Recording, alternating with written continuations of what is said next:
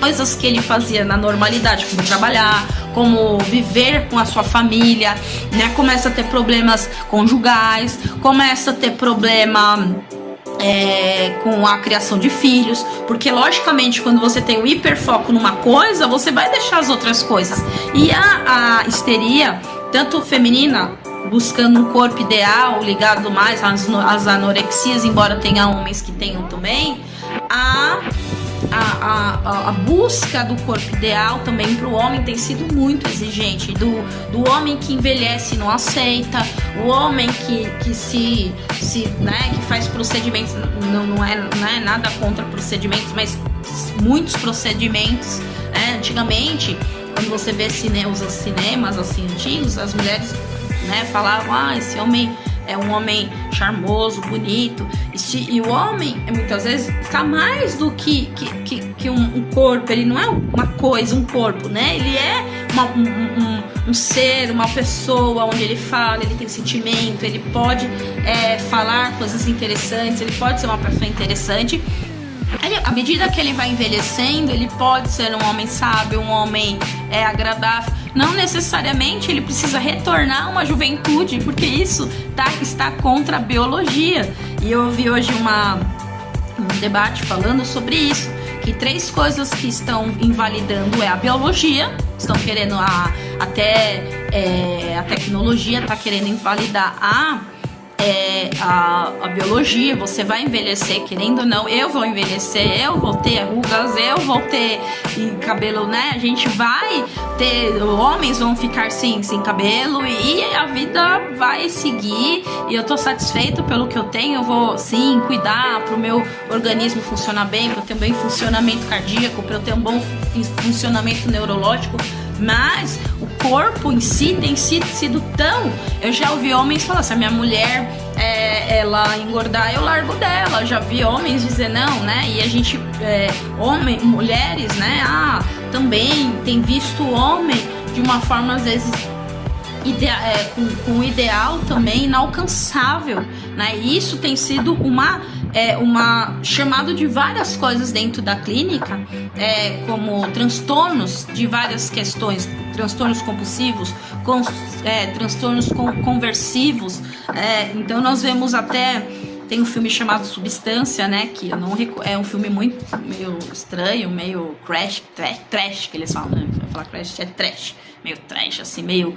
Mas é aquilo, é uma busca incessante pela tristeza. Eu sempre falo de filme, tá? Então, um dos filmes também pra quem tem assim, que gosta da psicologia mesmo, gosta da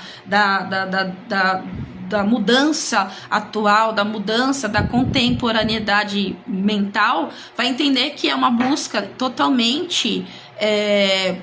né, vamos dizer ali no filme que ela busca algo, porque ela tinha uma atrofia no seu músculo, porque fazia os testes musculares e ela estava normalmente assim, fisicamente normal, mas Freud começou a descobrir que existiam doenças mentais, as doenças que convergiam do mental, do inconsciente para o corpo.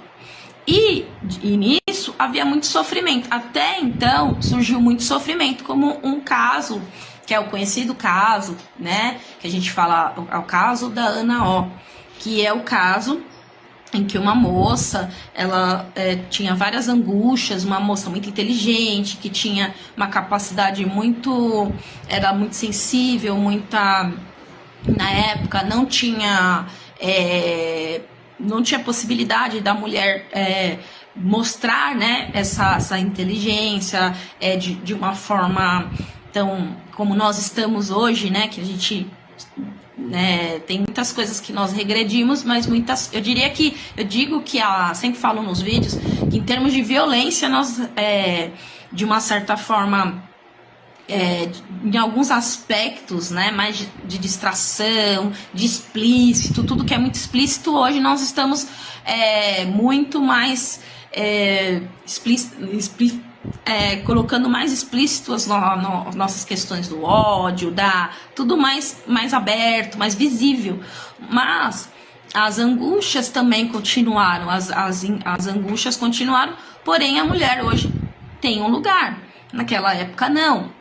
E por isso, mas até chegar a essa questão de que essas angústias da mulher, esses abusos, essas questões da mulher, eu falo mulher hoje, né? Porque na época a histeria era muito mais vinculada a questões da mulher. Porém, hoje nós temos visto muitos fenômenos masculinos da histeria. E nós vamos entender por quê. Mas a histeria, ela não é ela hoje tem na clínica, hoje tem mudado a sua forma de diagnóstico.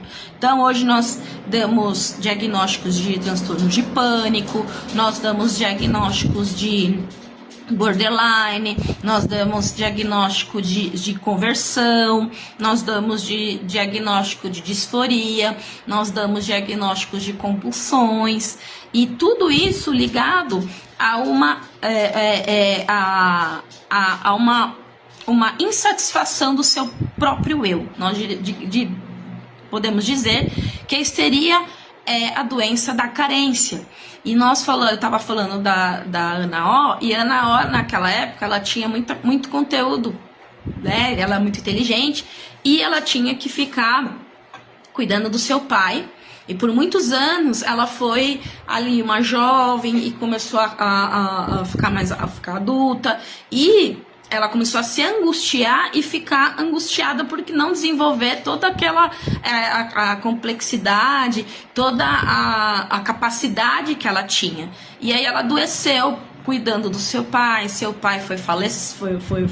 falecer, e nessa forma ela não viveu aquilo que ela gostaria tanto de viver.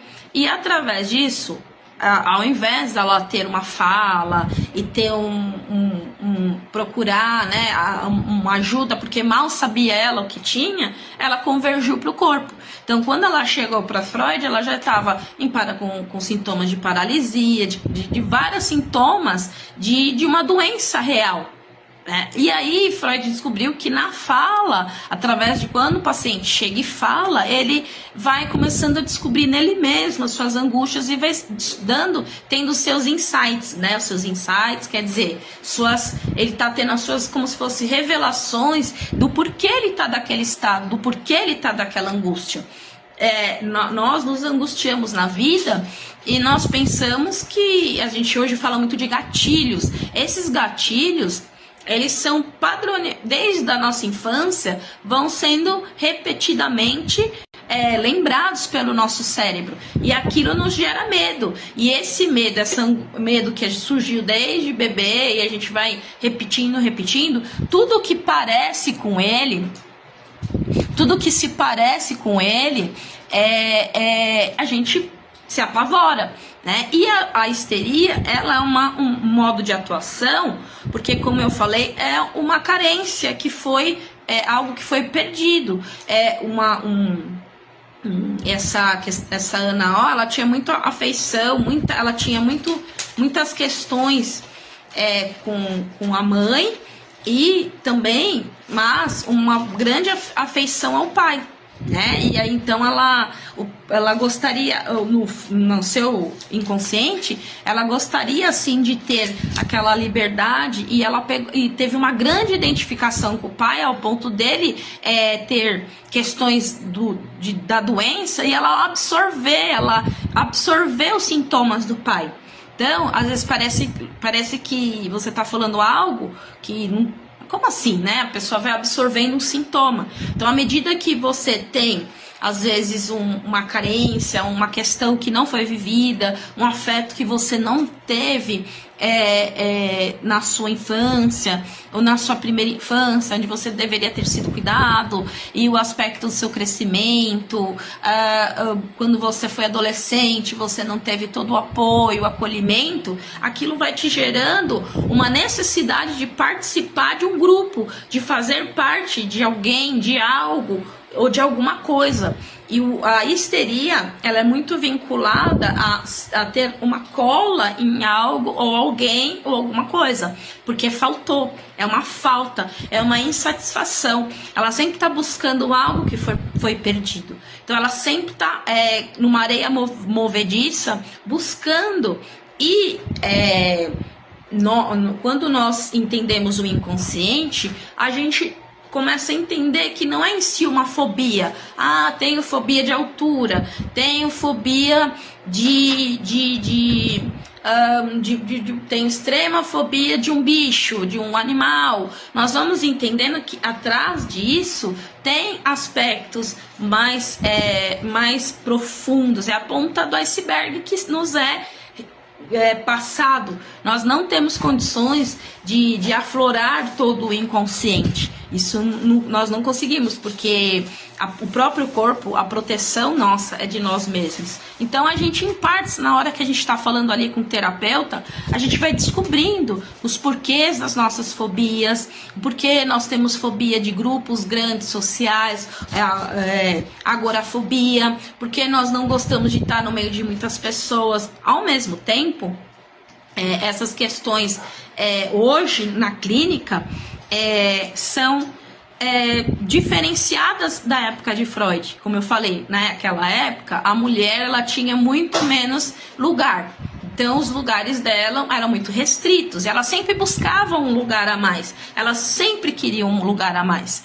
Então, por mais que houve revoluções, houve um lugar maior, busca da mulher, uma satisfação maior da mulher se colocar, ainda existem sintomas da histeria feminina, assim como aumentou também o número de histeria masculina, que também é uma doença que nós hoje diagnosticamos na clínica como também uma questão, uma angústia masculina também. E entre essas questões que nós vemos muito na clínica são dores, como eu falei, dores musculares, a ansiedade, que se converge para o corpo, então o corpo fica enrijecido. Nós temos casos de disfunções sexuais, comportamentos de validação na rede social, então essa busca, tanto, lembra que eu falei, é uma falta e uma insatisfação. Logo, eu preciso ser visto, eu preciso ser olhado, eu preciso chamar atenção, eu preciso ser sempre colocado em grupo. Então, redes sociais eu sempre tenho que ser curtida, assim como eu tenho que sempre ser curtido. Não importa o que eu precisar fazer para que eu possa mostrar quem eu sou, ser vista, ser visto. E dessa forma, gera comportamentos viciantes, que é essa busca incessante e um vazio grande por não satisfazer aquela angústia que não foi tratada. Então nós, na clínica, nós tratamos essa angústia e vamos falando disso. As redes sociais são ruins? Não. A busca de ter um grupo social é ruim? Não, mas aquilo não vai... eu vi uma frase uma vez de uma pessoa que falou: nós precisamos de relacionamento, e relacionamento é relar na pessoa. Então, por mais que você tenha milhões de amigos, nossa, você é visto por milhões de pessoas, visualizado milhões de pessoas na internet, a não ser que você queira vender bastante um produto e isso seja bom para você como um comerciante ou um vendedor ou alguma coisa assim, promover conhecimento, é muito bom visualização para que você tenha conhecimento, mas essa visualização intensa, né, às vezes nós colocamos sim fotos para prestigiar o momento, para que aquilo fique guardado, né, no fim do ano a gente põe as fotos da família. Isso é uma prática que já virou contemporânea, já virou atual, e não tem problema a gente gravar aquele momento, o passeio que a gente fez e partilhar com possíveis amigos. Porém, não são amigos reais. Alguns são, alguns não. Alguns são pessoas que te seguem e não mais, nunca te conheceram, não sabem muitas vezes o que você está passando. Então, a rede social, ela é boa desde que ela não seja excessivamente viciante, como existe Reels. Eu tava vendo uma tradução de um filme e o nome do filme, eu não lembro o nome do filme, mas se chamava alguma coisa sobre aqueles rolos de filme, né? E eles colocaram como Reels também. Então, à medida que você vai baixando Reels, você tá vendo como se fosse filmes, né? Entrando na tua mente. Só que aqueles conteúdos, às vezes, são também viciantes. Tudo hoje é muito o marketing, hoje a publicidade, eles sabem viciar a mente humana. A mente humana é facilmente viciada por causa até dessa angústia que nós temos. Tanto em aspectos da dopamina, oxitocina, como o aspecto de se sentir bem, como também no aspecto da nossa carência daquilo que nós temos. Então, estaria sendo a patologia da carência. Imagina se ela não vai ficar naquele, vou falar um looping de busca. Aí você busca um lugar que você queria ver, uma viagem que alguém fez, que você gostaria de estar, e você fez a sua viagem, você tem sua realidade, mas você quer mais, você foi no lugar. Conheço pessoas que já viajaram tantos lugares e não são satisfeitas e não ficam felizes de viver aquele momento naquele lugar. Elas estão mais preocupadas com a câmera, como a câmera tá, como a foto vai ficar, do que partilhar e contemplar o lugar em si. E olha, meu Deus, eu tô aqui na Torre Eiffel, onde foi criado há muitos séculos atrás, e aqui milhares de pessoas andou, né, subiu aqui, e aqui é um lugar histórico. O que aconteceu, né? E nós chamamos até os guias turísticos para contar toda a história. Hoje, na nossa geração atual, nós estamos tão preocupados como uma câmera vai ficar, se o celular é bom, se a foto, logicamente, isso tudo, a foto, tudo que nem eu falei, é uma captação do momento que você está pegando ali naquele momento, e você nostalgicamente vai olhar para aquela foto e lembrar daquele dia, porque aquele dia não é eterno. Mas a fixação a falta de contemplação e a busca do que você tá realmente, da sua intenção. O que eu estou fazendo aqui? Eu estou partilhando com a minha família, com uma pessoa amada, eu estou contemplando o pôr do sol, estou vendo as nuances das cores, eu estou vendo tudo que tem aqui, ou eu tô aqui mais para mostrar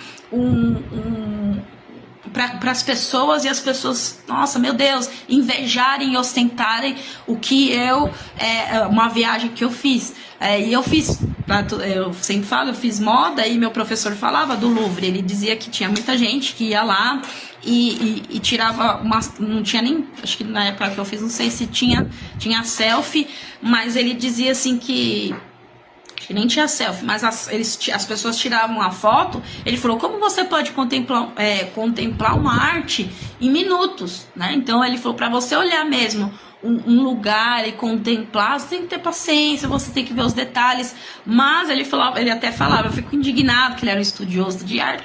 Então ele falava, eu fico indignado que as pessoas passam correndo ali para mostrar pro amigo que foi naquele lugar e tirou aquela foto, e não necessariamente olhou e viu e contemplou a arte e partilhou daquele momento que vai ficar na nossa memória. A foto serve pra gente rememorizar, mas não para nós nos viciarmos, que nem eu falei, um rolo de cinema, né? O cinema tem, são várias, né?